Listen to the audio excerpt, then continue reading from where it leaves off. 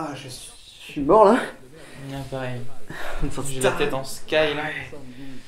T'es courageux de regarder ça dès le matin là? Bah ouais, c'était notre dernière soirée, mec. Pourquoi? Ouais, regarde, Bah explique parce que je comprends rien ce qu'ils disent là. on va être confinés. 15 jours ici. On peut plus bouger là. Confiné? Ça veut dire Ouais. quoi? Ça veut dire plus de cours, plus Ouais. de soirée, Ah j'avoue. plus de foot, Putain j'avoue. plus de groupe de prière. Plus de cours de prière. J'avais prévu tellement de trucs pour le carême en plus, je m'étais chauffé hein. Les cours de prière je commençais à y aller et tout là, je m'étais chauffé. Les chapelets, les pauvres et tout. Ouais, bah. J'avais tout marqué là dans un petit carnet, tu sais comme il avait dit là. T'as à faire quoi là? Je sais pas. Bon, du coup, on fait quoi pour l'instant? Moi je pense que c'est en régression parce que comparativement à ce que j'ai vécu par exemple. Netflix? Ouais. Ouais ok. Ça veut dire. C'est quoi ça? Catoflix? Je connais pas. Vas-y, regarde. Pff, ouais, on a rien à perdre hein.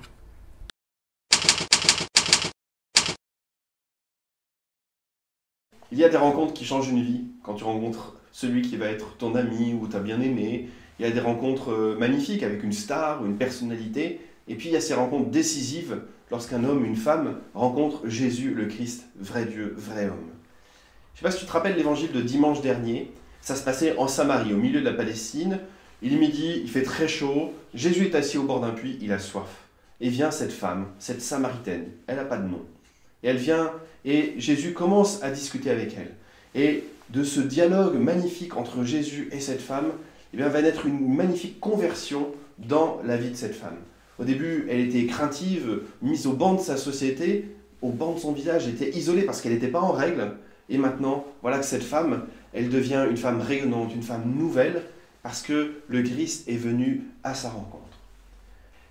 Si Jésus a pu rejoindre cette femme au fin fond de son village de Samarie, il peut te rejoindre toi aussi qui regarde cette vidéo.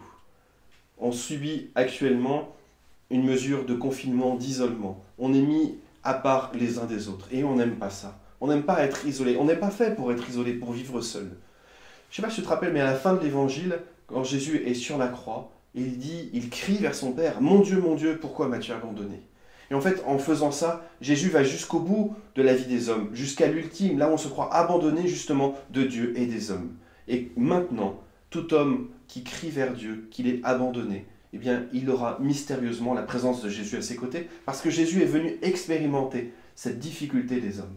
Et maintenant, à tout homme et à toute femme qui se sent seul, Jésus dit « Je suis là avec toi ». Jésus est là avec toi qui regarde cette vidéo, il est là. Alors tu vas te demander, mais comment est-ce que je peux savoir que Jésus est vraiment présent dans ma vie, que j'ai vraiment fait, comme on dit, la rencontre avec Jésus?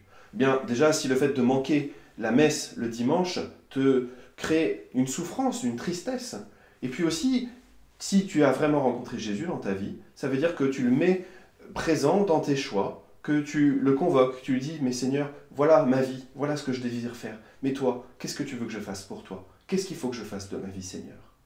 Et comment laisser Dieu me rejoindre dans ma vie?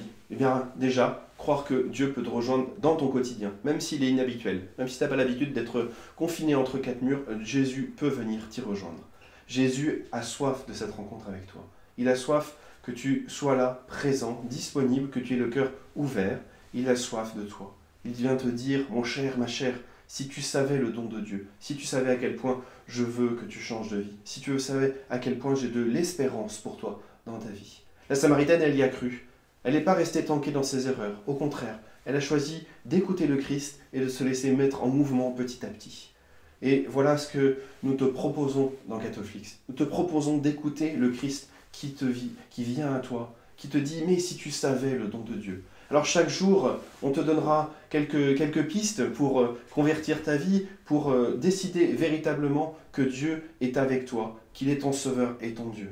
Véritablement, ce chemin qui s'ouvre devant nous, c'est un chemin de grâce, un chemin de carême, donc avec du travail, de la pénitence, mais c'est un chemin qui monte vers Pâques, vers la vie nouvelle, vers une vie entièrement renouvelée.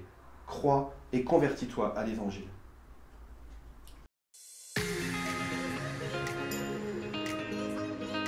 En ce moment, le mot d'ordre en Italie, c'est « je reste à la maison ».